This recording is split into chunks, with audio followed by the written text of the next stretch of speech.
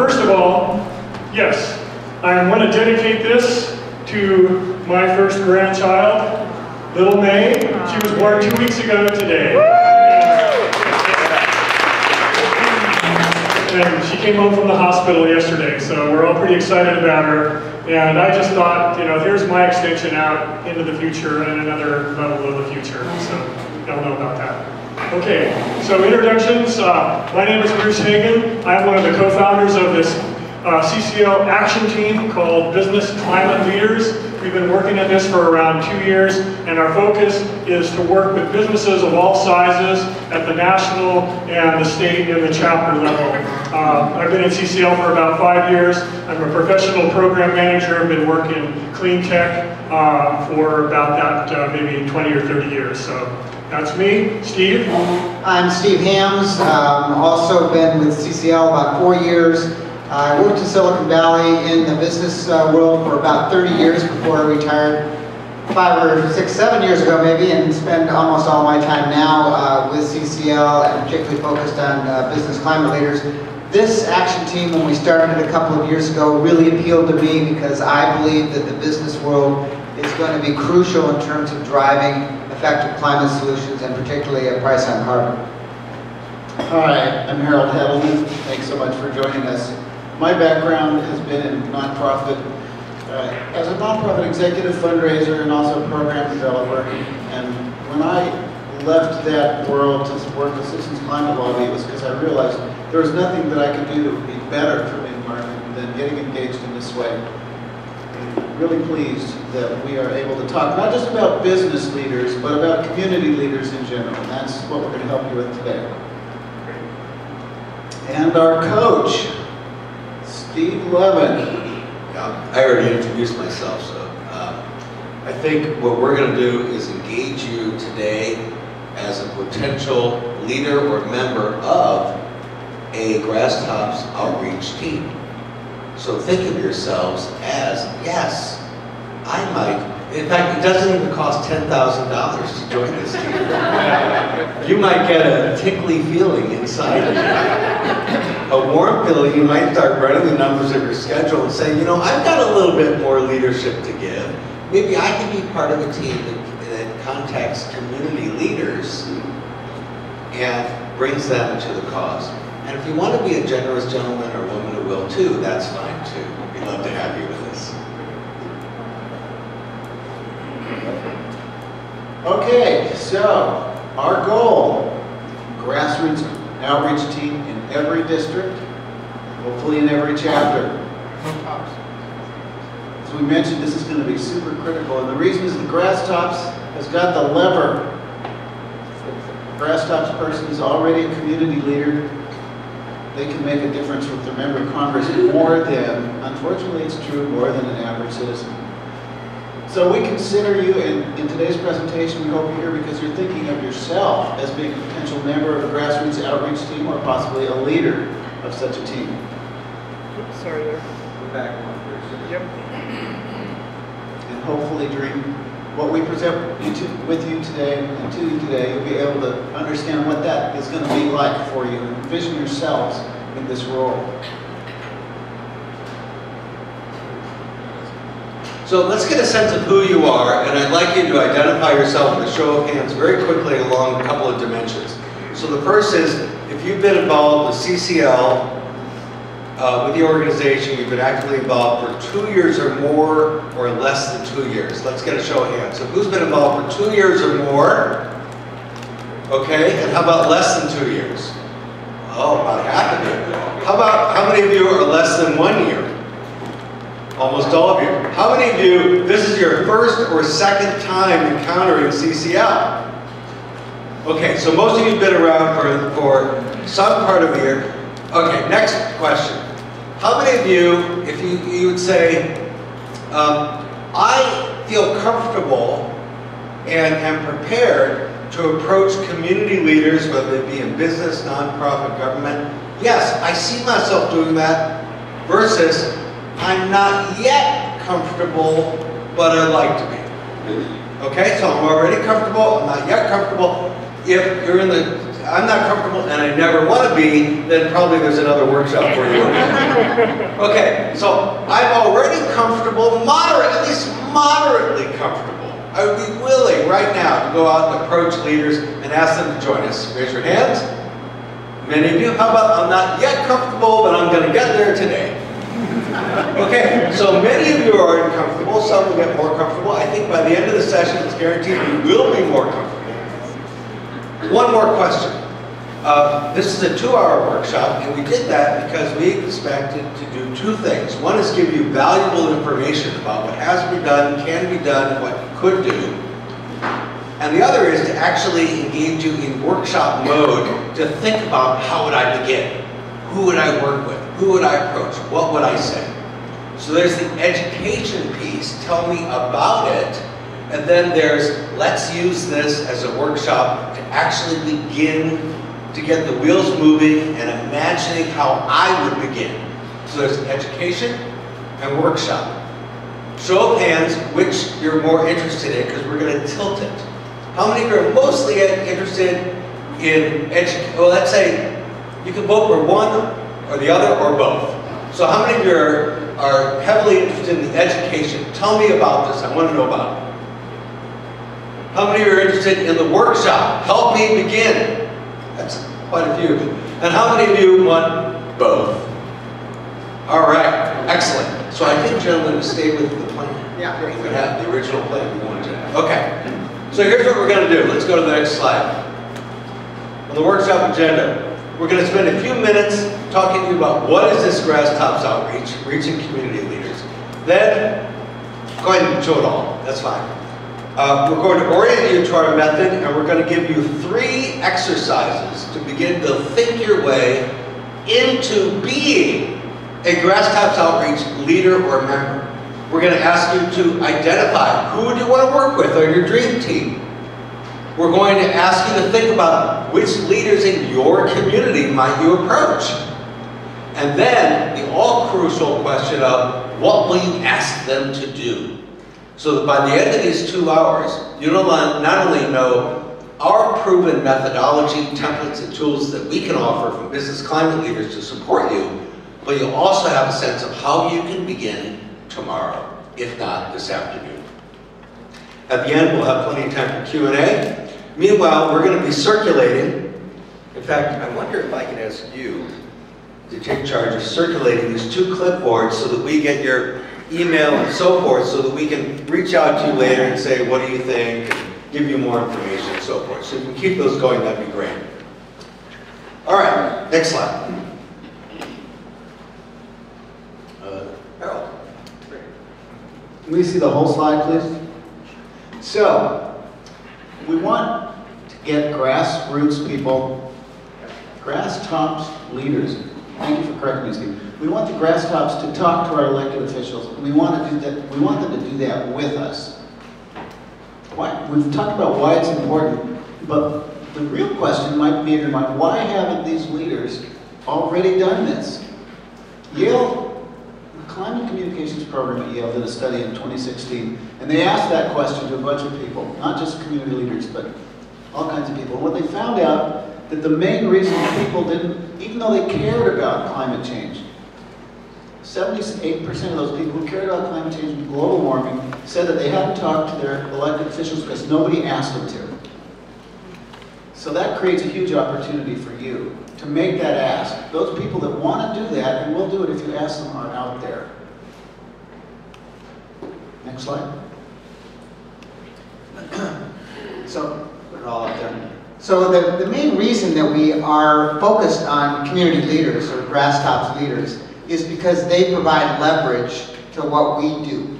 They have roles that are important. They have influence beyond those of us who are not in leadership positions. So that's really what this slide is meant to demonstrate, is that if we put our effort through a coordinated effort through our Grasstops Outreach, and that we can create relationships with key community leaders and get them to speak on our behalf or to reinforce our message, that's really the way that we're going to crack the nut here or achieve the our goal of passing carbon fee and dividend. So it's really all about leverage. That's why we're focused on community leaders.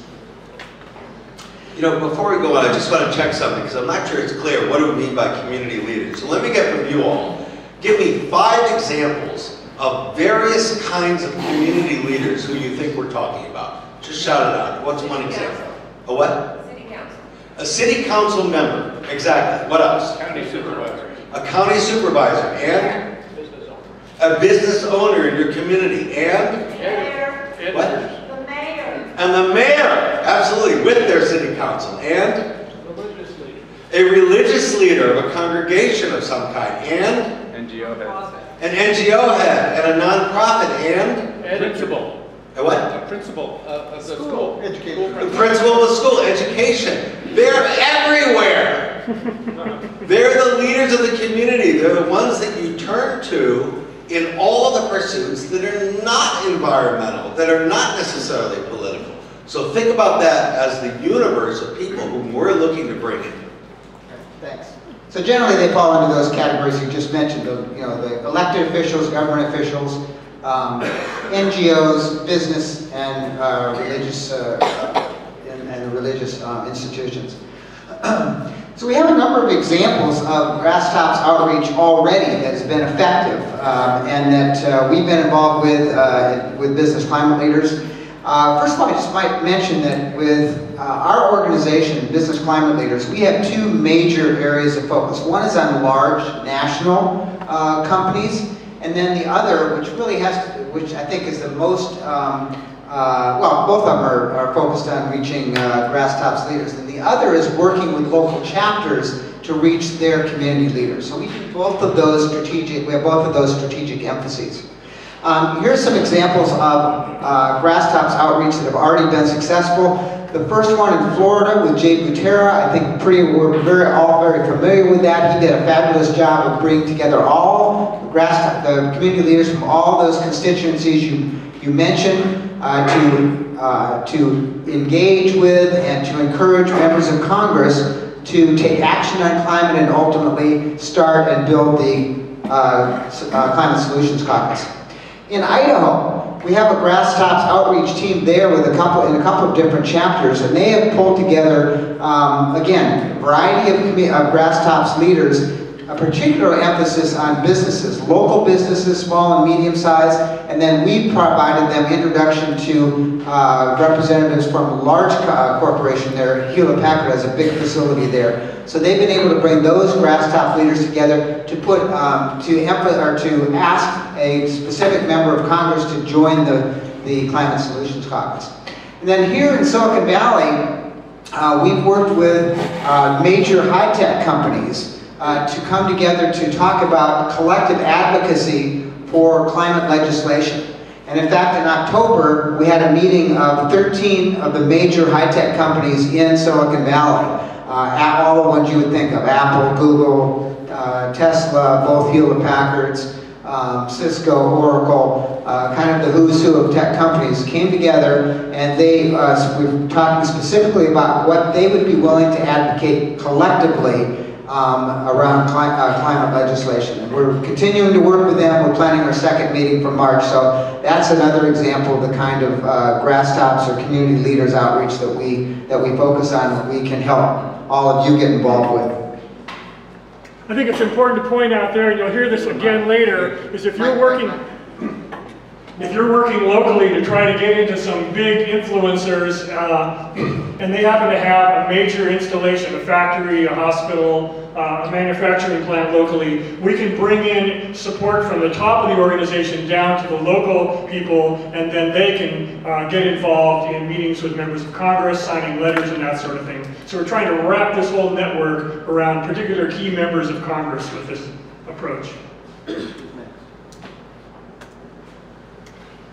So, as a project manager, I felt it's really important to be sort of structured about this in the way we go about it. And if you've done any kind of projects, you've got these various phases. We're adapting that to the work that we're doing as volunteers in the organization. So, we start off, we have the team, we form the team, we get the right people, we plan what we're going to deliver. Is it going to be a leader's letter? Is it just going to be a meeting at the next congressional break? Are we going to do some kind of community event? Everybody gets on board with that. Then a real critical aspect, who are we going after? The prospects, we call them. And we contact them and we engage them. We have meetings with them, we build a relationship, and ultimately they take action on climate. And finally, with all of that, delivering the results, whatever they may be. So, next slide. We're going to go into these steps in more detail. Harold. So if you are in a chapter that doesn't have one of these teams formed already, the place to start is by kind of taking a census, take the pulse. Who are the volunteers who want to be involved? Who do you think? Bring it up in your next chapter meeting. Then you're going to have to find at least one person who is kind of willing to be the lead, the glue, the coordinator, the person who schedules the meetings. Sounds a lot like being a group leader, doesn't it? And it is, but it really is just for this effort. And that same ability to make people feel rewarded for what they're doing and to be conscious of how you can do that within the team. It's the same thing that makes a group work really well. And for that reason, a lot of times the person that's running these Go teams is, or maybe not running, but is helping run, is the group leader also. It's a very critical role. Next slide. Okay, the board team members. So here are the kind of things that are going to be helpful in addition to having a group leader. Sometimes this happens with just one person and you don't have team members. But if you have the luxury of other people who are willing and able and wanting to engage in this is what they can do. They need to be able to represent Citizens Climate Lobby and its policy in a one-on-one conversation. And that could be in writing, it could be face-to-face, it could be over the phone. But it's the ability to be articulate and listen and understand where other people are at. It helps the team if there are people who have some connections in the community to other community leaders. They could be somebody who works at a business. It could be somebody whose mother is the mother-in-law of the CEO of a company. That always helps. Actually happened. If they have research skills, the ability to go online and decide, is this company likely to work with us? What have they said so far? Where are they at on climate? And then, of course, keeping track of this kind of stuff so that your work is efficient and people can know where they were last, what was said last meeting, what did we decide to do next meeting? Keep the ball rolling with data. And again, of course, it takes time. In addition to that team that you have at the chapter level, hopefully you'll have your chapter leader participating at some point. You will also want to keep your liaison within the chapter informed of what you're doing. They're going to help you, at least initially, figure out what you're going to ask your member of Congress to do. And if you wish, you can have someone from the Business Climate Leaders team literally be a partner of your ongoing, both the startup and your ongoing efforts. Okay. So we're going to shift gears. So far you've been listening, going, interesting, nice, maybe, or yeah, no, whatever. You've been in the audience. Now I want you to get on the stage of your own life and consider what would make you a possible leader of such a team or member of a team, and who else would you want with you? So we're going to ask you to get personal and to actually coach each other. So we're going to set this up a little bit. The first thing is, some of you are at tables with 4 or 5 people. That's terrific. If you're in the back, if you wouldn't mind coming forward and joining a table, we're going to work together. If you're just 2 people at a table, get with, consolidate a little bit. Come on up. Find some people you don't know. And I'd like you to consider that if I just ask you, do you think you'd be a good leader or a good team member and why? You might say, well, maybe, I don't know. Or yeah, I guess. But we're looking for a little bit deeper response. So we're going to set you up to coach each other around. We're going to demonstrate this with Steve. Steve's going to stand up. Let's give him a mic. Who's got it? Right here. Okay. So Steve's my colleague, and he's someone who I think, like, I look at him, and even though he actually is quite accomplished, but for a moment we're gonna imagine he's a beginner at this, he's uncertain, He doesn't think he's particularly qualified. Not really. And you got that? I got it. I got it. Yeah. And so I'm going to say, well, Steve, what leads you to think you might be a leader of this or a member? And he's going to say something like, Well, I'm not sure yet. I like the idea of reaching out to community leaders, but I don't know if I really, cut out for that. okay. Now I could respond as, yeah, you're probably right. Okay, next person. But no, I'm going to look at him. This is a Jedi mind trick. In my other life, I'm an executive coach. So as a coach, I'm always looking at people to find the greatness within that they themselves don't see. And I've learned that anyone can do that. So you're going to turn to your coach and your partner, you're going to look at him, you're going to go to yourself, you're going to think, I bet there's something in you that you're not yet calling for. So I'm going to say, well, Steve, have you ever led a group? Have you ever taken an initiative? Have you ever boldly spoken up and asked somebody for something that was important to you? And I'm going to look him in the eye, expecting him, this is the important part, to say yes. And if you look for it, he will find it. Works every time. Let's see if it works. Have you ever asked someone for something important, even though it was a little bit hard, because it was important to you? Have you ever done that? Yeah, I have done that actually. And how did that go? Well, it went great. It was actually, we decided to do something within the company that I worked at that I thought was really important, and the CEO agreed to it. So if you brought that, how would that help you being a member of such a team? And he's going to tell me what he says. I moved him from the domain of thinking about himself superficially to actually considering what does it take to empower yourself. Then I'm going to lay the next question on him. Who else can you recruit? Who in your chapter? Who in your community? Who would be a good team member to join you? Go ahead and hit the slide. And what we're looking for are people who would be willing to make or take the time, who have good communication skills, who are comfortable or willing to get comfortable in engaging community leaders. They might have connections, and they can work with online tools. These are some of the qualities we're looking for. And Steve's going to tell me, I'm going to interview him and say, so who do you know? Who could do that? And if he says, I don't know anyone, I'm going to say, no, come on, think a little more. You get the idea? You're going to kind of insist on the other person being more resourceful than they think they are. Everyone with me? All right. So, if you don't mind, I'd like you to find one other person to pair up with, and go ahead and take their hand and put it in the air like this, so I know you're partnered up. Go ahead and raise hands with a partner, and if you don't have a partner, find someone. Raise hands. That's it. Raise your hands high. That's it. Raise them high. You can work across tables. All right. Now, if there's a lone person next to you, you can be a threesome, but not a foursome. We do threesomes around here, but not a foursome. All right. All right. So I'm going to give you a very short time, 10 minutes. One person in each group, raise your hand. One person in each group, raise your hand. Just one person. Okay. The other person will go first. The other person will be the first speaker. The person who raises your hand, you're going to coach that person and say, do you think you'd be a good leader or member? It's not do you think, it's why would you be a good leader or member? What skills do you have? And who do you know who you can ask who would be good teammates for you?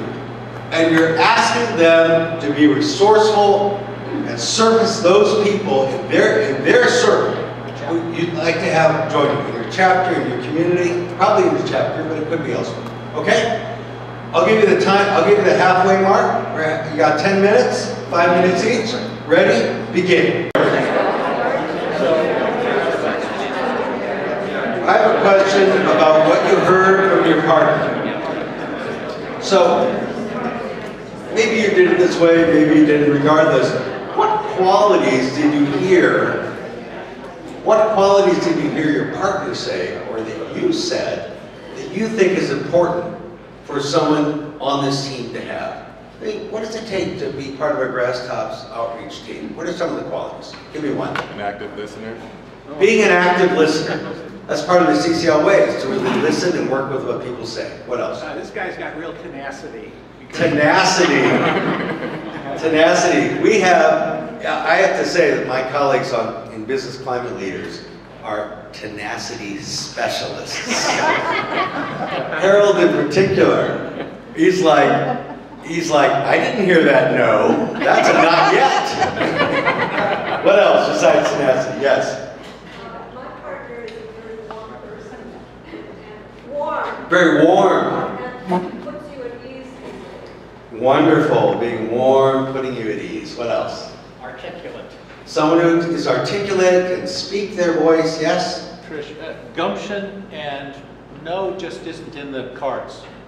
Yeah, gumption, again, that tenacity. There's no such thing as a no, there's just a not yet. There's no strangers, just a friend you haven't met yet, right? And there's no one who isn't interested in climate, they're just not educated yet. What else? Sincere. Someone who's sincere, yes. What else? Eagerness, willingness. Yeah, eager and willing and He's creative and great ideas. has creative and popping with energy and ideas. Confidence, especially. And some confidence, yeah. What else? Organized. Organized and? Personable and savvy. Yeah. Do you notice that about half of these have to do with who we are as a human being? And the other half has to do with getting organized to do some doing. So we want the being and the doing together. Yeah? What else? Having empathy for others and? And a positive attitude. Excellent. So we can go on and on. And by the way, aren't these the qualities you want in your good friends anyway? Right? So these are people all around you who you want. Now, I want to put a special emphasis on what it takes to actually lead a team doing this. Because nothing happens by itself. You can have a lot of well-intentioned people who say, yeah, we ought to make that happen. Yeah, that sounds good. But it takes some of that gumption and tenacity, that initiative, those creative ideas, and the willingness to organize. The willingness to say, let's go do this. Let's begin. But we know that that's hard to do if you don't have the experience with it, and particularly with people you may not know so well. So we have a method, a proven method that we've used in other places that we will make available to you to follow as much as it is useful to you. So let's take a look at what that method is and what some of the aspects are. So you've got your team. The most important thing, the next step is you launch the project. How many people have been involved in some sort of project, whether it's in a business or a community thing, you're putting on the Christmas play with the kids? Yeah. Projects have a start, they have a middle, and they have an end. Projects have a particular thing that you're trying to produce, whether it's the school play, whether it's an endorsement from LabCon of Petaluma. So you decide as a team what you want to accomplish. And leaders' letters, what Jay Gutierrez did in Florida with his 66 community leaders delivered to Carlos Carvalho, could be a number of other things, but that's a group decision. You all line up behind it, you're on the same page with it as those youngsters are there. And then, when do you want to do this by? This is hard because we're volunteers and we don't know how much time we have available and how long is it going to take to get those 12 community leaders to sign this letter. But at least you have some idea of it and you're kind of working toward that continuously as a team. So, once you've got that, then here's the organization part of it. Have a regular check-in. Is a week too frequent? Probably not.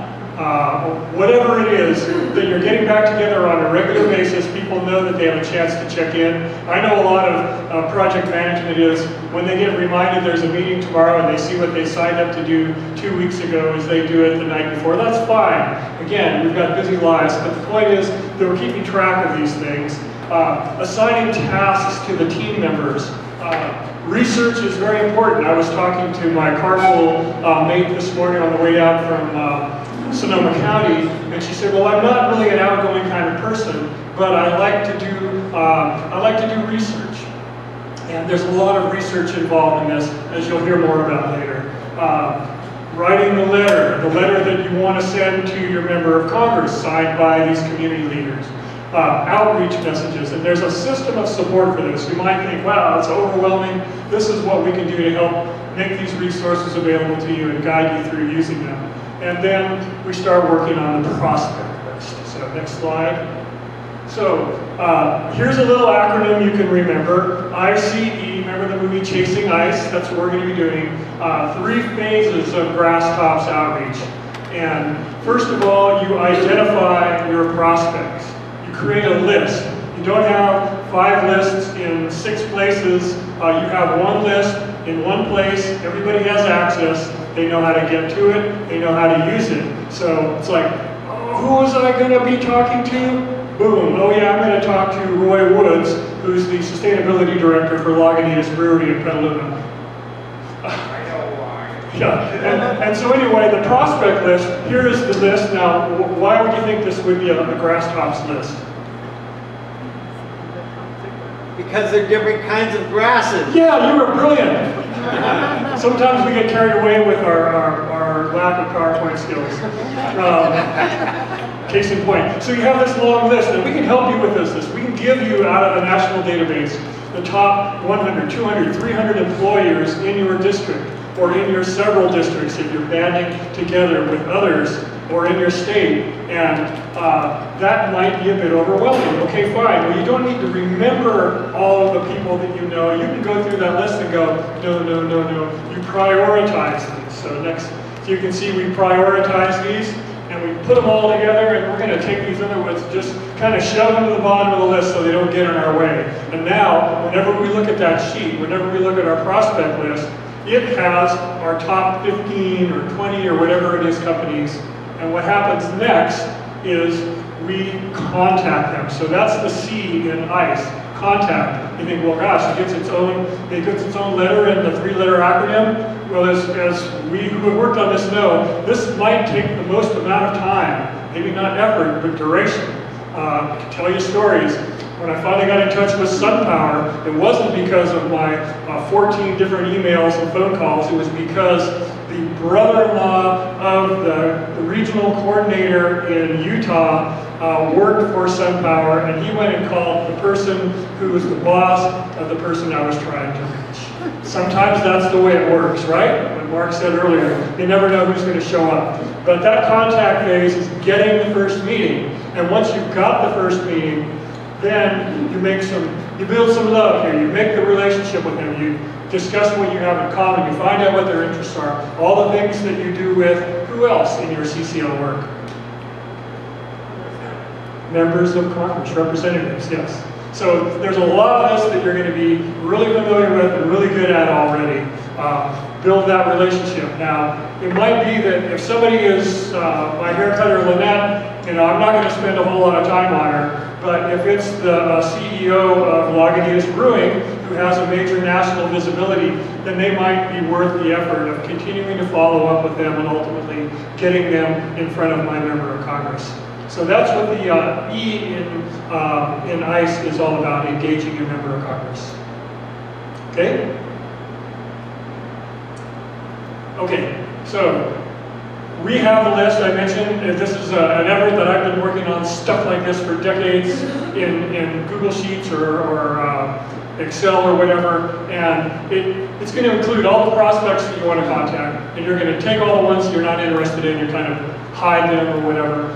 You're going to track them through all 3 of those stages. So in the identification stage, you're figuring out who they are, and why would we want to try to work with these. This is just a snapshot. I know you probably can't read that print there, but you identify them, you evaluate them, you prioritize them, get their contact information, and then you start working on getting the meeting.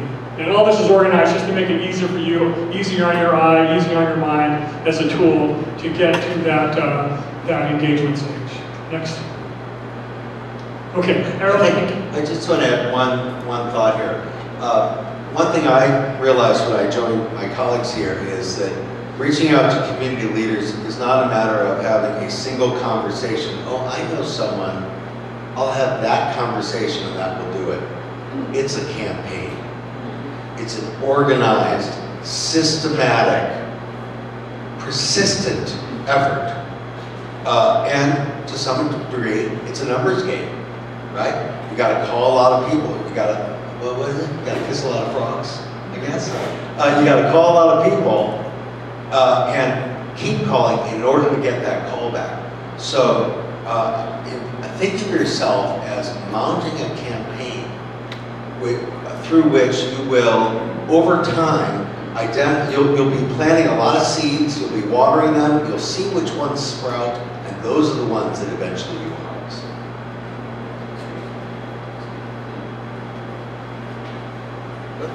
Sorry. Yeah, exactly, right here, exactly. So, I want to emphasize that there's a lot of resources to find your prospects. I also want to emphasize that we don't want to try to make this too complicated. So I want to point out that the first place to start is really the low-hanging fruit. And that is, who are the people that you know yourself and others within your chapter already have relationships with and can contact, because that's usually where the most productive initial conversations come from. So approach your friends, family, chapter members, find out what community leaders they know, or do they have friends or family members that know. So as close to a true point of contact as possible. And you can do this in a fun way too. You can create, we actually have a tool called Who Do You Know? It's a survey which we can share with you, or you can create it yourself. Send around a survey to your chapter members and to create that list to draw from in the first place. The other thing is we can provide specific, we can provide specific referrals to facilities in your area of large national companies that we have relationships with. So we're happy to do that. And finally, you have relationships with... Who's got those? Any of us can put that in touch with. Yeah. The very last slide will have some contact information. Yeah. If you sign up on the list that went around, we'll get in touch with you. Yeah. I'll call you. So Harold, Bruce, and I, Steve Hams, are the ones that have any of us can provide those contacts with you. And then also your relationships with members of Congress or their staffers. It's a great question to ask them, which community leaders would be most influential for you to hear from that support what we're doing. You might get a very direct answer from them that could be very useful. Okay. A few other ideas. Park Guthrie and his family is here. As you know, they put together this whole process for working with school boards. That's a great community leader project that you can start with. Hospitals. The health team has done a fabulous job of putting together tools to reach out to hospitals. Diana Russell, Diana, are you here? I think she's actually in another one, right? Yeah, she's training. She's training, okay. She'll be here a little later. But she's put together this whole hospital outreach kit that is a great way to, and this is such a great community organization to reach out to. Every community has hospitals, and they're very influential with members of Congress. So take advantage of the work that's already been done in that area. And then also, as I mentioned, BCL, one of our big focuses is on major corporations, and we've organized our efforts by sector. So I run the technology sector, we have a chemical sector, we have relationships with the ag team and with the oil team, we have consumer products, food and beverage. We have leaders for every one of those sectors. So if you have a company that you want to reach out to that's in a particular sector, the leader of that sector within BCL will be very happy to work with you on that. I want to add a little bit to what Steve was saying. Something that comes up really frequently as you build a team and you try and decide who to talk to, definitely start with the low-hanging fruit. Why not, right? But sometimes there'll be somebody on the list that you got from us, let's say it's a big employer, and you don't happen to know anybody. Your chapter doesn't know anybody in that company. That doesn't mean you should throw them out right away, because you may do a little research and say, wow, they've got a great statement about climate on their website, or they spoke here or there. So there's a couple of things that you could do before giving up on them. One is cold call, and sometimes it really works. I'll tell you a story, this blew me out of the water. When we first started, we noticed that Unilever was a global company with great positions on climate and sustainability in general. We didn't know anybody there, but we reached out to them literally through LinkedIn. It made it happen. They're one of the companies now that has met with senators and supported our bill. They said if it was on the floor of Congress, they would support it. So that cold call can actually work. So don't give up on companies just because you don't know anybody there. Look for that other aspect of them, like that they'd be likely to want to work with you. So access is only one of the things. Let's go to the next slide. I guess we're starting to delve into this. So once you've kind of got your idea about the companies that you want to go after, the next step is to do that research. And you know what this is a lot like? This is a lot like what you do when you get ready to meet with a member of Congress. Let's say you've got a new congressman in your district.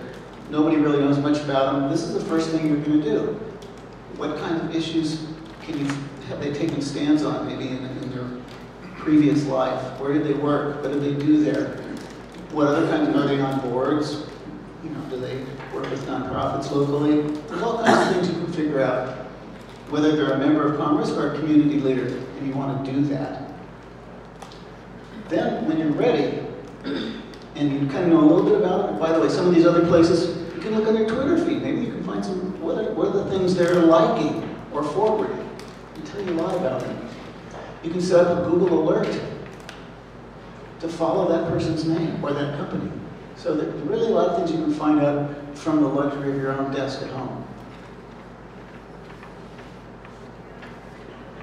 So then there's this step of prioritizing. We have basically three things that you want to talk about. This is kind of built into the template that Bruce put together. Do you have easy access to them? Do you know them somehow? How influential are they? What's the impact that they might have on a member of Congress? We rank these targets according to access, impact, and finally, and are they going to be the kind of contact that would want to work with you? And if somebody scores high, or an organization or a company scores high in all three of those, they should be near the top of your list.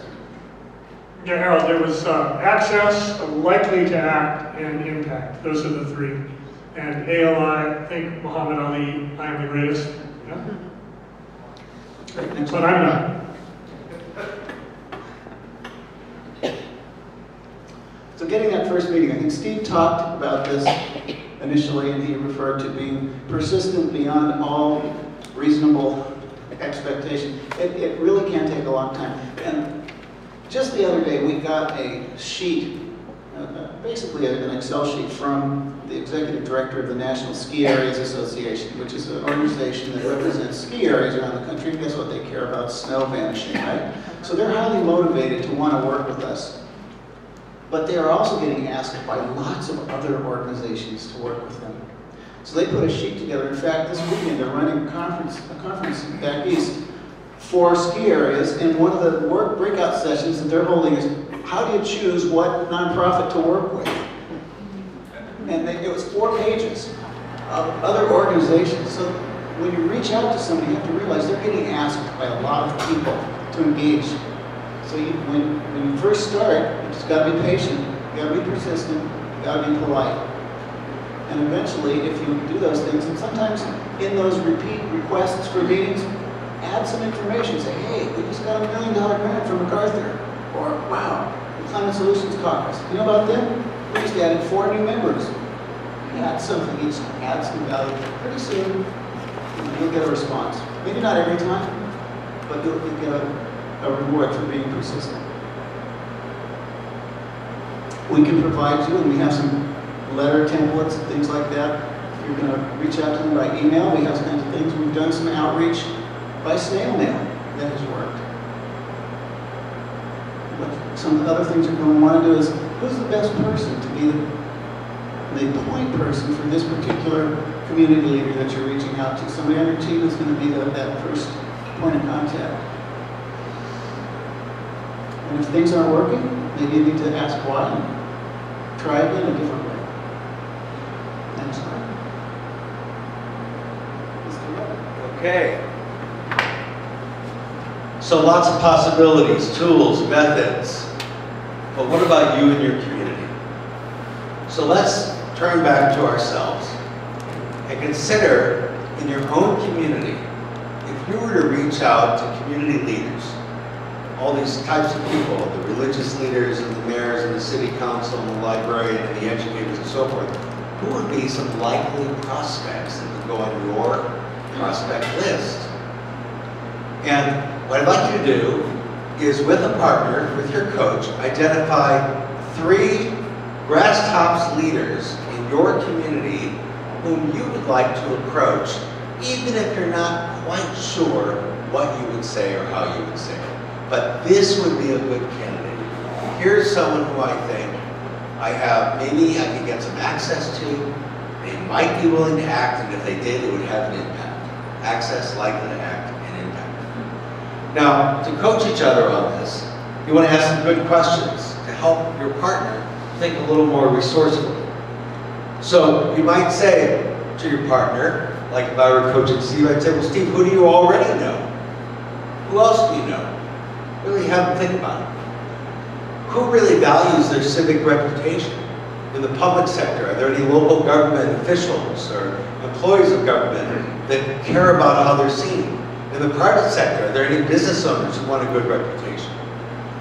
Which organizations have a mission that's naturally compatible with ours? Are there any nonprofits or even for-profit companies like the Ski Area Association, if you're lucky enough to live near a ski area, although around here, it's not a great year for ski areas, but which organizations have a mission, have interests that are compatible with ours?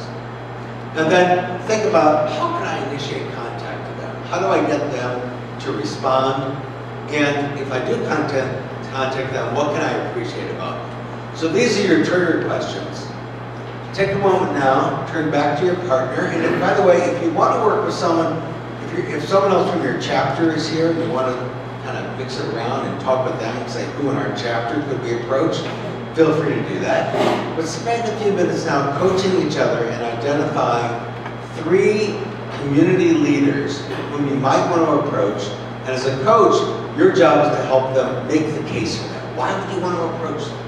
Tell me more about that. How would you do it? Everyone got that? How much time? 10 minutes, both ways. I'll give you the 5-minute mark. No. And before you start, I want to clue in a little bit more about one thing, the last bullet about what can you appreciate. Now you notice that when you go to a meeting with a member of Congress, you start with a little message of appreciation. And that might sound, oh yeah, it's the CCL way, we'll do that. I got a story, I just have to share this with you so you remember how important this is. I was lucky enough in a meeting, one of my early meetings with a member of Congress, and the legislator we were going to meet with was very conservative. Climate denier, Arkansas. We didn't really think we were going to get very far, but we went into the meeting room and it was supposed to be face-to-face. We're sitting there and there's no congressman in sight. There's one staffer. We're going, are we getting stood up? Okay. We didn't say that out loud. We started with the appreciation to the staffer for something that the congressman had done. There was a room divider, and as soon as we finished with that appreciation, what we heard was, that was my favorite project. And out from behind the room divider came the congressman. We had a great conversation. That appreciation thing opens the door like nothing else you can do. All right, thank you. So, with a partner, identify 3 leaders in your community whom you might want to approach. And if your partner says, I don't really know any, push a little into that and say, come on, if you had to approach 3, who would they be? And why might you approach them? And how would you do it? That's what you're coaching each other on. Is there any question about this? I'm seeing some puzzled faces. Any question? Yeah. I can't hear it. So. Yeah. Are you trying to become board? Okay. So in this exercise, we're asking you to identify whom would you approach and why is that person a good person, regardless of what you say. The next exercise is going to be, what will you ask them to do? And at that point, you're getting them on board to do something. But right now, we're saying, who in your community do you even want to approach? And we're helping each other to think a little more resourcefully. Now, by the way, if you already know 3, then go for the next 3. Ask your coach to help you push your own thinking to identify 3 great candidates who you might want to approach that maybe you wouldn't otherwise. Clear? Now, one more thing, Steve. Were we going to ask folks, are you here with someone from your chapter? I did that. So we organized that way? I said they want to rearrange things. Okay, let's get into the exercise. 10 minutes, begin. I'd love to hear, what are some of the prospects that you came up with, and why did you choose them? Either that you said or you heard your partner say, particularly one that's a little quirky or intriguing or anything, kind of interesting. Like, let's see what you guys came up with. So what are some of the prospects you came up with? Who's got Duck hunters and fishermen. duck hunters and fishermen? All right. When was the last time you chatted up a random duck hunter about carbon? So you're probably familiar that there's an outdoor recreation action team within CCL, so that's a great place. If you're interested in that, you can connect with them. With the outdoor and recreation action team within CCL, you can check that out in community. And also we have a second. Also we have a. But you might not need it. It's really a local connection, and the guy runs the local rod and gun club store or something like that. You know, you don't need to come to business climate leaders in the sector team, but you can certainly find out what connections we might have that will help validate your request with the person you're talking to. Okay, let's get a bunch of examples of different kinds of prospects that you found valuable. We got 1, 2, 3. We'll go in that order, and 4. Right? Yeah. Wineries. What? Wineries. Wineries. Approach your local winery, not just for a wine tour, but to ask them about this. All right. Number 2. Hospitals. Louder. Hospitals. Hospitals.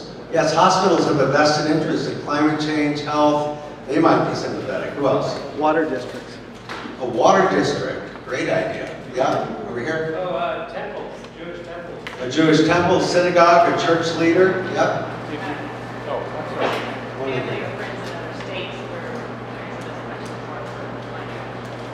Friends in other states, particularly in other states where there's less support, where you particularly want to put your limited time and resource. Yeah. Louder, please.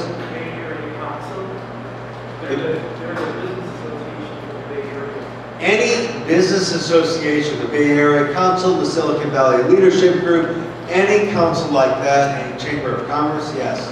Or union leaders. But if you're trying to get to a mayor or city council member, start with a city clerk, because they're the gatekeeper and the agenda keeper for them. So I'll just repeat that. You could go for a union, or if you want to go to the city council, start with the clerk, work your way up the food chain, so to speak, through the gatekeeper to reach the people you need. Yes? Rotary clubs are great sources for meeting other business and community leaders and local government leaders. And if you can make, and I know many people have done this, but if you can make a presentation on carbon fee dividends or simply the threat of GHG, so Rotary Club, let's go. I'll just repeat that. So Rotary clubs are great to get their endorsement or to serve as a venue for meeting other community leaders and to make a presentation. Yes? So we added another angle to this. Hospitals, we were both struck by the fact that hospitals was mentioned, and somebody's already said it. But when you take that a little deeper and you think of something like Kaiser, and when you think of Kaiser as being a non-governmental health delivery organization that's non-profit, I mean, there could be places in this country outside of our own area that are looking for a hospital, that are looking for investment in healthcare, that they would like to cultivate Kaiser.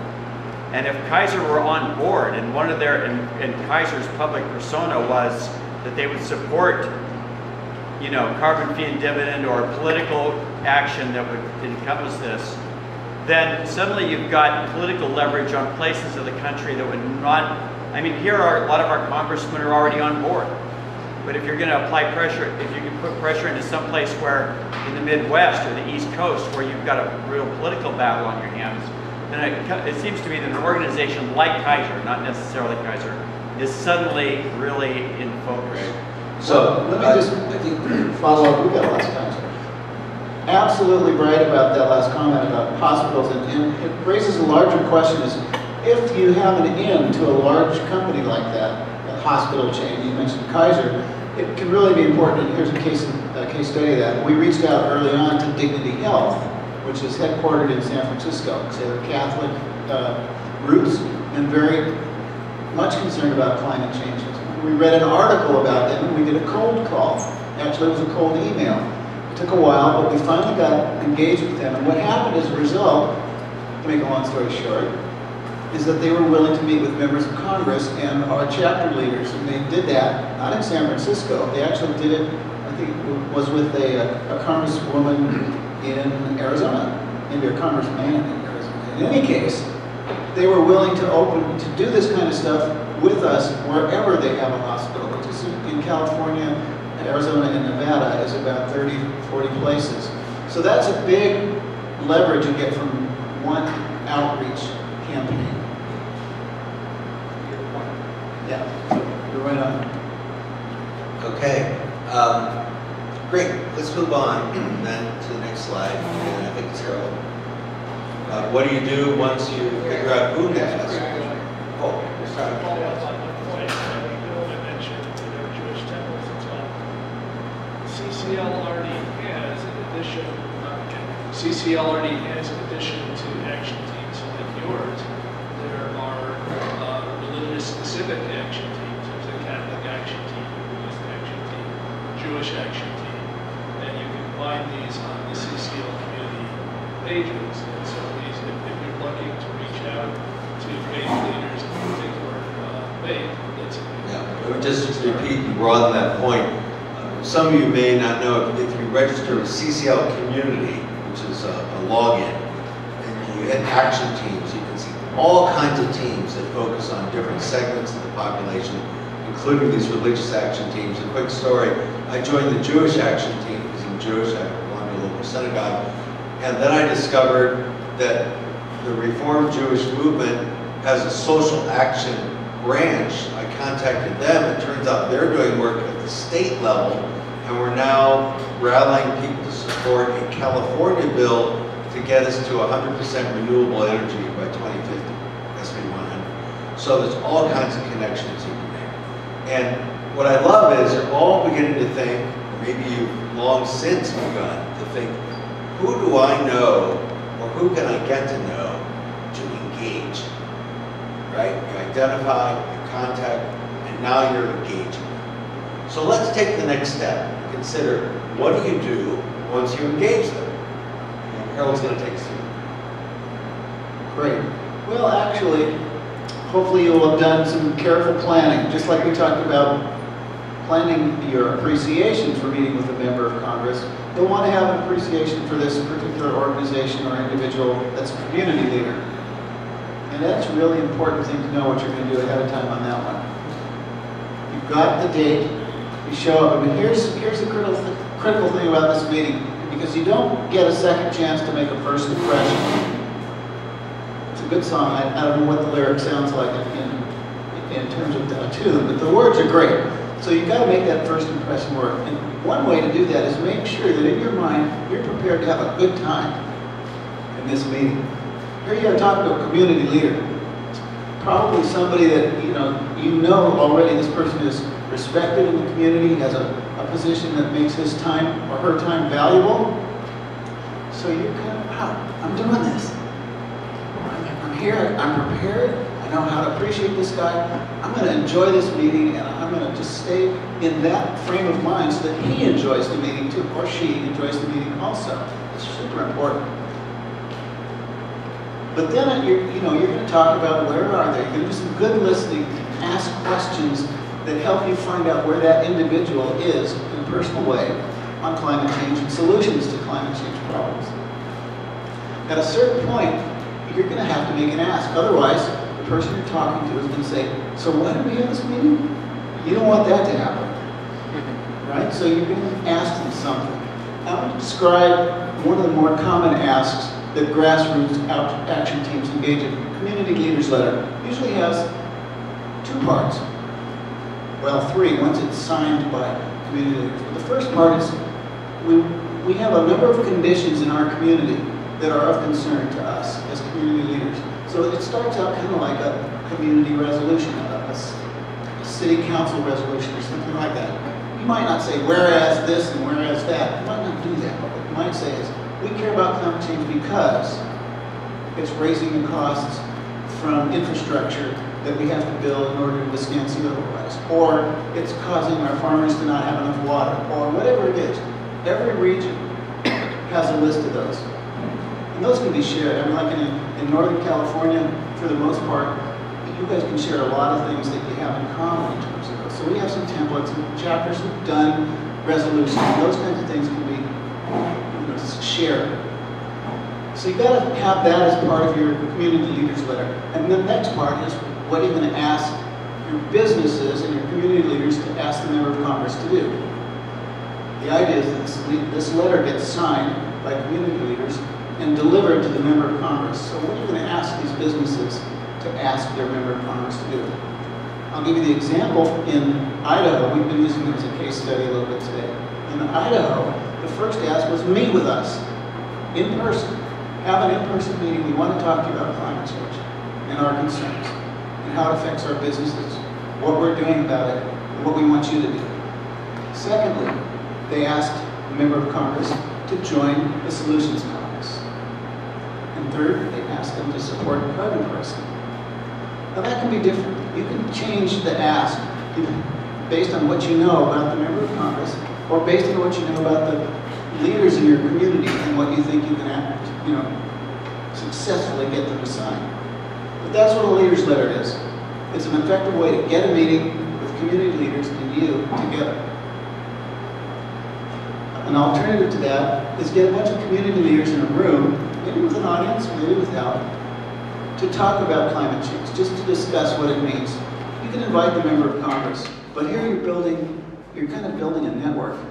By bringing those people in, you're acting like a community leader in a way. You're convening community leaders to talk about an important issue. The third thing you can ask them to do is help us reach other community leaders. That can be very important. Peers talk to peers more easily than if they think there's a hierarchy and you're lower down in the hierarchy, you might not get that meeting. There's a good example of that. Just went around our maybe it was on the Northern California Yahoo list this morning, last few days. From Dave Masson, we finally got an op-ed in the Chronicle, San Francisco Chronicle, and we've been trying to do that for years. And the question was, why did this one individual finally get it? And the analysis of why we finally got it was that this guy used to write for the Chronicle on economic issues. They trusted his op-ed, whereas we submitted lots of op-eds before that. So if you get a peer to help you reach out to other grassroots leaders, you'll have good chances of success. I say that every time. That's because you're from the grassroots, Harold. You can't take the tops out of the boy. Does any of you know how Mia Love was turned? From the film this morning, it looked as though, well, okay, come back with some business leaders and I might talk to you. I don't know that story. I can tell you a little bit about Rose Layton in Florida. Now, the movie focused on Curbelo, but one of Jay's early meetings was with Congresswoman Rose Layton in Florida, who was the senior leader of Republicans in Florida. And what Jay started with was a community leaders letter. And he had lots of signatories, mayors, executives at the local chamber of commerce, business leaders, academic leaders, lots of signatories, pages, 3 or 4 pages. He delivered that letter to her in Washington, and she read it, well, that's impressive. That was it. And then the conversation went, well, what would it take you to actually do what these people are asking? And the answer was, well, let's have a meeting. If they'll come and talk to me about this, we can have a discussion. So then it became up to Jay to convene all these people and get them in a room. So he managed to do that with a bunch of them. At that meeting is where she turned around. Because the community leaders are in the room, face to face, saying, how can you deny this? So she had to change. Do you ever send materials in the asks prior when you're initiating it, or is it solely in the meeting? So the question is, do we ever send materials along with the leader's letter? Now the question is, I want to know, who are we sending these leaders to in your question? Yeah, like if you're initiating it, say to someone who works with the CEO or something like that, but is at a little bit of a lower level, do you ever send, here's the letter, here's what we're going to be asking or stuff like that? Because they might want to know background into what's actually going to be going in the meeting. Yeah. Usually the letter is not the first thing. You want to get them to ask you, well, what do you want me to do? And then you say, we want you to sign a letter. And then they'll say, well, what's the letter? Yeah. So things happen before that. Getting that first meeting and having a letter with you is a good way to set it up. David? Question. Does CCL have access to the major donors lists? Are you talking about members of Congress and senators? Yeah. Well, Open Secrets is OpenSecrets.org is the place where you can look up a lot of information about the influencers and the donors. And actually how much money they gave also. At least how much they reported. Okay, well, we go to the next slide, I guess. Okay, so the art of the ask is having a plan. I'm going to give them this information, here's what I'm going to ask for, knowing you're going to ask, and then finding the language and the opportunity to actually make the ask, right? You'll notice when I can't remember their names, the ladies right here walking in the door, when you made your ask, when Ellen made her ask to join the Women Who Will and the generous gentleman, you notice that she didn't just give us information. She engaged us with her story, with her heart, with her soul. She kind of reached right inside you to help you feel that tingle that might make you want to stand up, whether you stood up or not. So she is practicing the art of the ask. And we want to give you a chance to practice that art around asking community leaders to participate. So again, there's having the system, the process, the method, the tools, who you're going to approach, and then there's actually approaching. So I'm going to do an instant upgrade of this exercise. We're going to move it to the next level. We were going to ask you to identify 3 specific doable asks that are worth exploring, from large to small, and to coach each other on them. Could we go back a moment, Bruce, to the last slide? There are actually 4 pretty good asks right here. It might be a big ask of, will you attend a meeting with a member of Congress and with me, hosted by CCL, to discuss climate? Will you do that? That's kind of a big ask, right? A much smaller ask is, hey, would you like to come to a climate roundtable of community leaders? We'd love to have your voice. You don't have to talk to the member of Congress, you don't have to take a point of view, just come and join us. Or, hey, how about your colleagues? Who do you think might be interested in this? Give me 3 names of people that I can talk with to invite to that meeting. So you notice there's a bigger ask, a medium ask, a smaller ask, signing a community's letter might be in between. So you want to be able to be fluent around those asks. So in the next few minutes, what I'd like you to do is to work with your partner, the same partner if you like, you can switch partners if you like, and to have them practice making some asks. And to make it more interesting, I'm going to suggest that you actually don't talk about making asks, you practice in role play. And Steve, I'll draft you to be my partner, get the red mic there. And my job, if Steve is the one practicing his asks, I'm going to make it not too easy and not too hard. You know, it's that Goldilocks. If it's too hard, he gets discouraged. If it's too easy, he didn't have to work for it. So let's say I'm a business leader. I have a small software startup in Silicon Valley. Steve's going to start with the ask to meet with a member of Congress. And we're just going to give him a moment to practice that. And then I'll respond, and when I say no, which I will, he'll need to find his next ask. And we'll just play a little bit. I'm just modeling for you the kind of practice you're going to give your partner. And Steve, I gave you no warning about this, so try to be spontaneous. Okay, here we go. So yeah, well listen, I really appreciate, you know, climate's a big concern, it's concern for my daughter, my daughters and family and stuff. We just aren't very political in our company. We're really, we need to focus on, we can't afford to alienate anybody. Yeah, I really appreciate that, Steve. And I also do know that you are concerned about this issue. And what we've also found, and the reason that we started our Business Climate Leaders Group, is that members of Congress have told us that they want to hear from business leaders. They want to hear about this issue.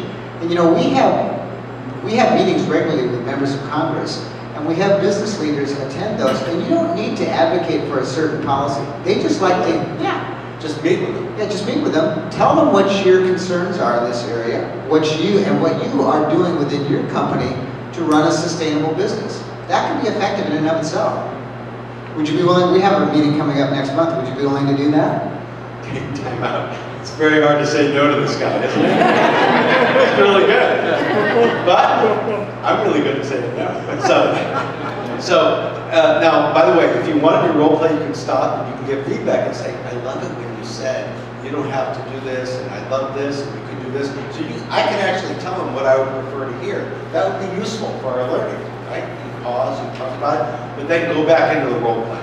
You say, I'm just not ready to meet with a member of Congress. I want to save that for a time when I'm going to make a technology play. I don't want to be identified with a political cause. No, I'm sorry, I can't do that. Okay, yeah, I can understand that. But good luck. And now does he slink away? No.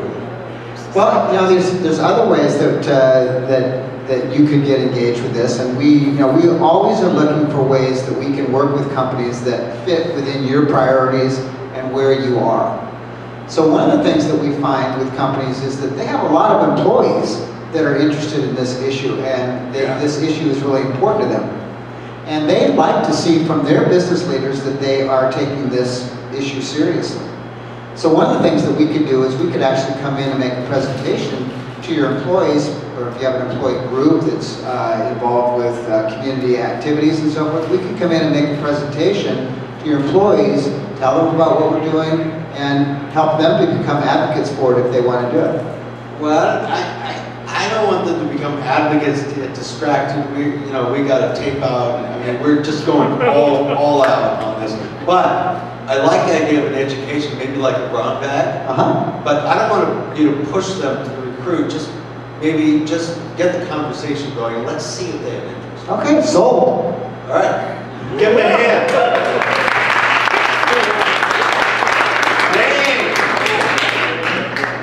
Okay, that's what we want to invite you to do. To practice. Make it ask it simple. Make it ask it hard. Practice hearing no and not falling apart. Practice hearing maybe and pursuing it. Practice getting comfortable with language. Now, if you're someone who's already comfortable doing this, help someone else get more comfortable. Put them through the paces.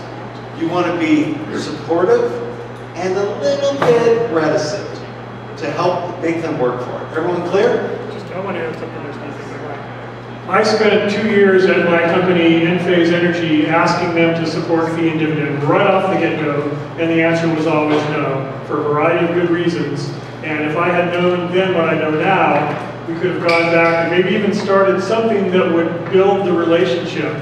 So even though I worked there, there's a certain level of trust that I didn't have because this wasn't my job. And if it involves even having another meeting to talk about this some more, or bring somebody else from the company in, it may not do anything to advance, to have actually advanced the cause of them being an advocate for it, but you're taking it a step closer and keeping the relationship alive, so that's a potential.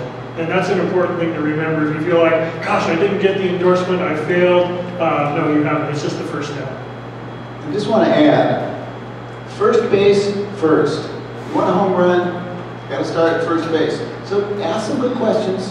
In the real situation, that's what you're going to do. So you can figure out where the hell first base is. Okay.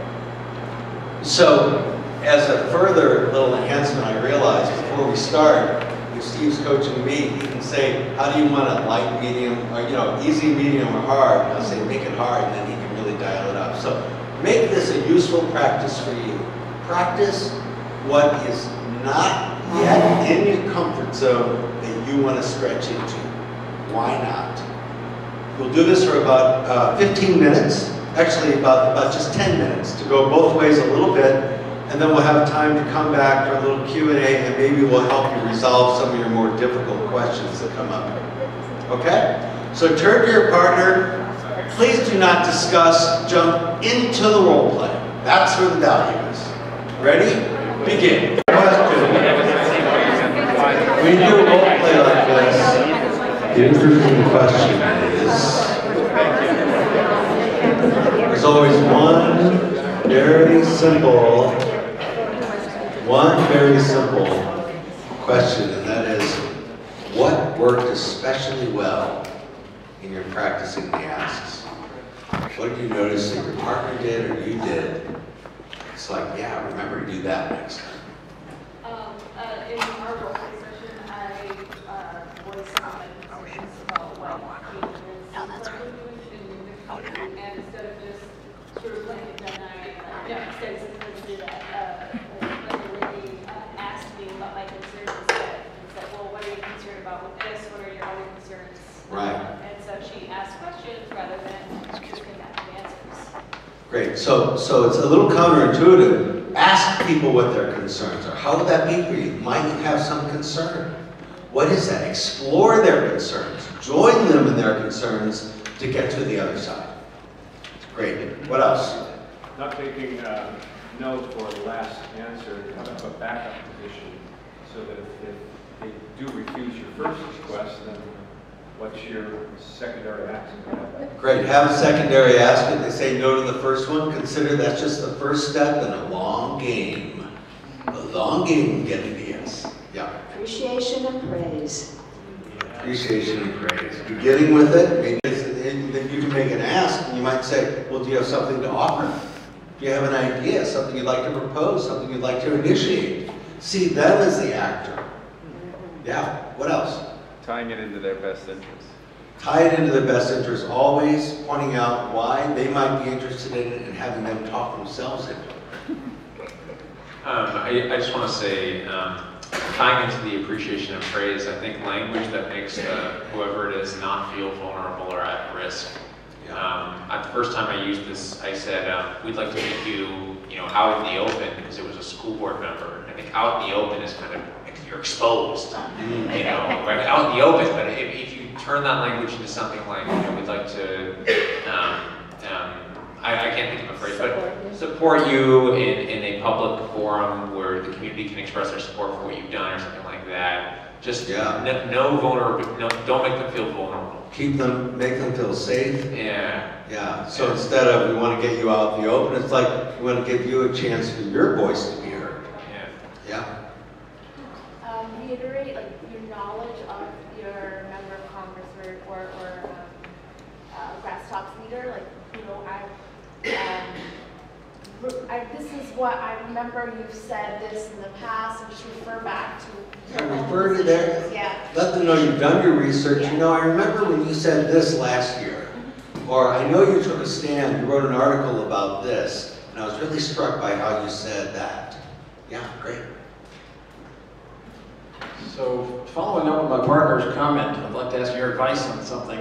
Do you think it's a good strategy to, and when you think of the various things you might ask for, do you think it's a good strategy for ask for something that you think in your heart they might not be able to deliver on, but then you'll be prepared to drop down one level? So that is like a strategy. How high do you shoot? We might have different ideas about that. Personally, I'm a big fan of asking something that they will find it easy to say yes to. Because just as important as they're agreeing to do something is the pattern of saying yes. Building a pattern of small agreements. So you might actually, instead of starting with the biggest and working your way down, you might start and say, I wonder if you'd be interested in our doing an education session for your senior team about why leading companies like you, what you need to know about climate change. Well, yeah, that'd be great. Yeah. And then after that, I might come back and say, would you like to know about some of the other companies that are involved here and join a business climate roundtable? Because your voice will be heard and you might learn something, plus there'd probably be some good connections with you. An easy yes, another easy yes. So that's my personal philosophy, is to build a pattern of yes. So I'd like at this point, is there more to show? I think there might be a little, but we also are committed to ending on time. I want to give you a chance for some Q&A. So let's show the minimum we need to kind of wrap this up. Harold, do you want to take us through it? Yeah, thanks, Steve. So look, at a certain point, you actually will have a meeting with your member of Congress, and some of your Grasstops leaders are going to be in the room with you. What do you do after that? The most important thing, to those community leaders, you make sure you know how much you appreciate them being there. You can do that in a variety of ways. I remember at one point the Virginia chapter baked challah for Congressman Eric Cantor. I mean, you know, it could be anything, right? Chocolate, flowers. But you want that relationship to stay alive. You've had a great event, you've thanked them, but that's not the end. You've got a lot of life left in that relationship. You put a lot of work into it. You want to keep that network growing. You want them to meet each other again. You don't know what it's going to be next. In fact, what's next really might be a CF&D bill gets introduced. But you've already got this network in place. So how are you going to be ready, and what are you going to do with it? This can be part of your chapter's plan about what to do once the bill is introduced. You've got the network, you've kept your data up to date, you know how to reach people, and you've told them when a bill comes, I'm going to call you. So if you've got that all in place, just think how much of an impact you can have, especially when it happens all around the country. Okay, next. Keep those relationships alive. Make them personal. You know, I know that I get calls from people in CCL who make a real effort to keep a little, I'm sure they have a little note field on their contact manager that says, Harold has 2 kids. Their names are, you know, Julia and Nick, they're 14 and 9, he's a freshman in basketball. You know, just keep those notes. Even if you're a person you're talking to probably thinks like I do, or they wrote it down somewhere, they'll appreciate it. So keep it personal, keep it alive. Enjoy the relationship, learn about them, and your relationships will really stay alive. Okay. And you know what? You're going to end up being, your team and maybe you within it are going to end up being community leaders because you're leading on this issue. So appreciate that about yourselves. Okay, next. Well, here I am again. So, sign-up sheets have gone around. If you haven't signed it and want to, can we hold them up in the air and pass them to people? The follow-up from this, you're going to be thinking about it. What do I do next? Do I want to get involved? Steve, I'll go ahead and talk. Sure, that's fine. Yeah, so our ask for you is that you go back and think about what you might be able to do in your volunteer work for CCL to work with the Grasstops, to work with community leaders in some capacity. And if you want us to be involved in any way, like where do I find this, or can you help me with my kickoff meeting, or you name it, we'll get in touch with you, and or you can get in touch with us. So that's the importance of the sign-up list. Here's my contact information, brucekeofh@gmail.com, my phone number, and yeah, that's pretty much it. Bruce, let me just add that in addition to considering being involved in starting a Go team, if you wanted specifically, if you want to get engaged with BCL, become a member of our BCL action team. When we send an email to you and follow up to this, we'd love to have you participate in the action team. Yeah, and the way to do that, there is, you can join the action team on community, but then if we want to talk to you, it doesn't have a place for a phone number or an email address. So we'll send you a little link to a survey where you can basically say, here's how to reach me, and this is what I'm interested in. So just be aware of that. So you want to introduce something? And I think there was one more thought we wanted to leave you with, and this is you, Harold. Anyone need to sign this up before? Anyone not seen it? Okay, we'll get it. Is Diane? There she is. I think we mentioned a couple of times the importance of hospitals in your community. They are trusted messengers. If you go to a doctor and he says you're sick and this is what I want you to do, you do it, right? If the planet has a fever, we have a solution. If hospitals are behind you when you go talk to a member of Congress, it's a big help for CCL. Diane's with the Health and Climate Action team and has really worked hard on a kit that you can customize for you to help you reach out to members of Congress. Thank you. And community leaders. Right, so the Health Action Team has actually been primarily focused on working with medical groups, nursing groups, allied health professionals, and some hospitals. And we came across some data that actually impressive presentation for her hospital. And it made us think that, hey, it doesn't have to be a healthcare professional. Each one of you has probably a hospital or several in your community, and you definitely probably know at least one or two or a few physicians. And actually, coming from the outside in the community is probably, we think, maybe even more beneficial than being an insider, a healthcare professional that's working in that particular hospital. So we teamed up with Business Climate Solutions and put together a toolkit. Took the information that we got from the CCL in Idaho, added to it not only the negative, about the negative health impacts from climate change, which you probably are very familiar with, but what are actually the business side impacts to hospitals from climate change. And so there's a section on that. So it contains that, it contains the health information, it contains some information from about CCL that you already know, but our thinking was that you could download that and you could cut and paste and take whatever information you want to tailor it to your community, whatever may be the health impact issues in your community, whether it be from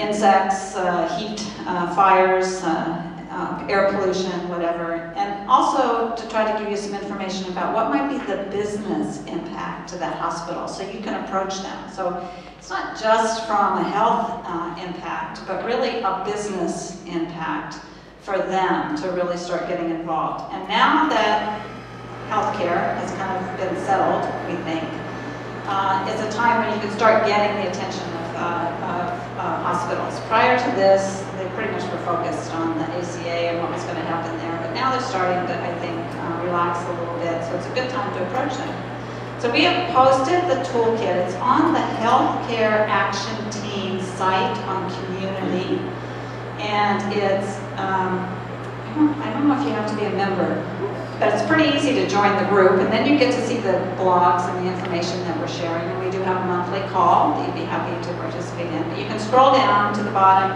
click on the Google Doc, and you'll see all the documents we have, which is actually quite a little bit. We have a lot of posters, we have a lot of slide presentations, we have a lot of flyers that you can use regarding the health impact, and that's where the toolkit is. Okay?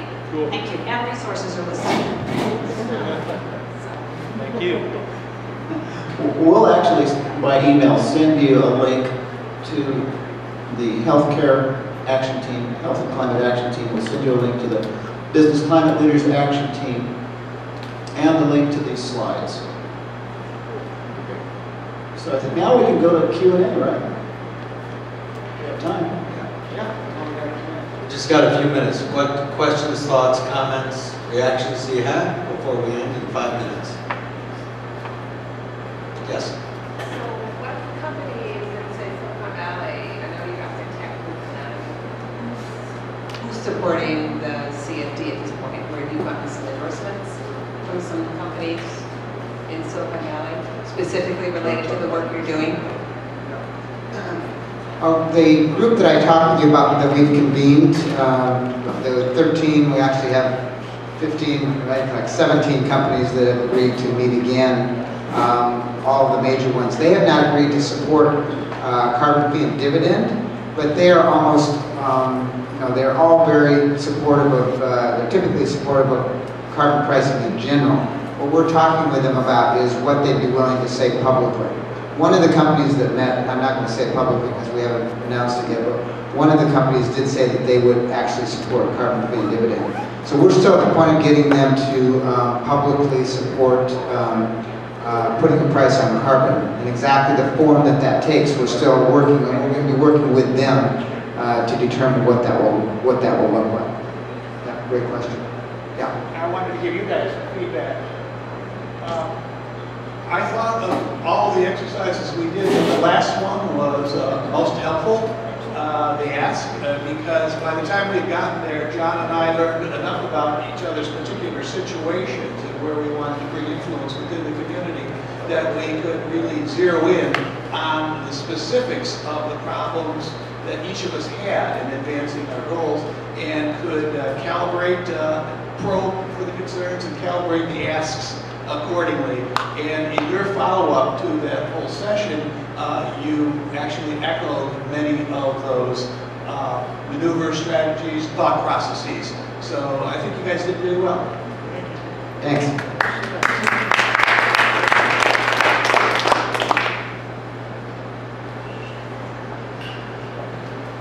As somebody mentioned, it's often how it will affect their bottom line. And I have found in my experience that, for example, the revenue report doesn't necessarily get granular enough to give them that answer. And so I've gotten stuck there.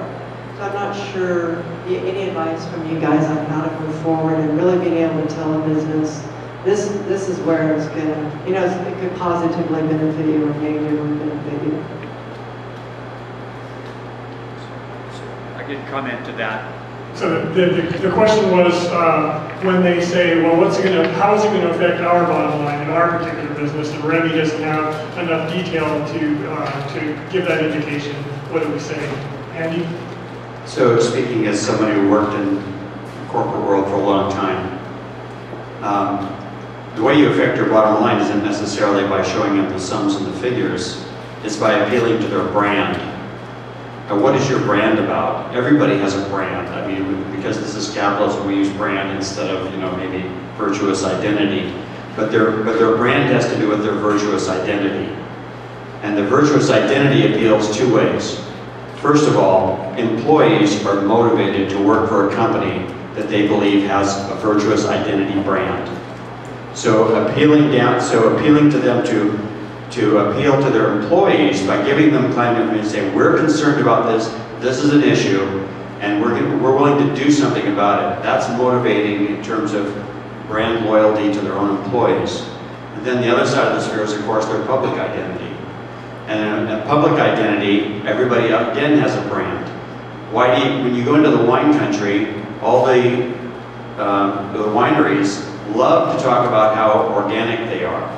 They love to talk about how they've got solar panels on their winemaking facility. And why is that? Because, yeah, they're economically motivated, but it's part of their brand. It's this is a product that appeals to our consumer class, and that's getting more and more important. So whenever you're working in a corporate environment, I recommend you keep in mind the idea of brand and what it means to both the employees and what it means to their consuming public. Thanks, Andy. That's super. Is that it? Maybe one more. What's the last one? Why is it going to be worth our time to go after these businesses? It seems like a lot of work. What difference is it really going to make? That's my question to you, sir.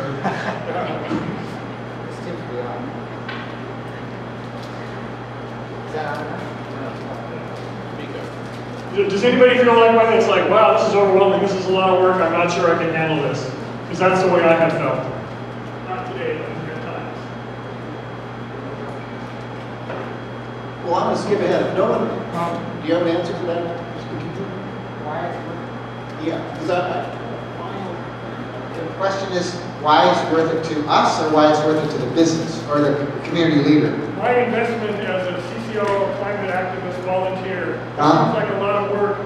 Is it going to be worth it for me to focus on this aspect of it versus some other aspect? Well, we're all involved in an action team that's focused on engaging community leaders and businesses because we believe that this has tremendous leverage. And I think all of us have heard from members of Congress, and we hear this from Mark and from others within the organization, that this is going to have a tremendous impact on moving members of Congress, for them to hear from influential constituents in their districts. And we can we're the boots on the ground. We can get out and find those leaders, get them to make their voice heard to members of Congress. And I honestly believe that that's going to have a huge impact on getting carbon pricing over the goal line. Solar.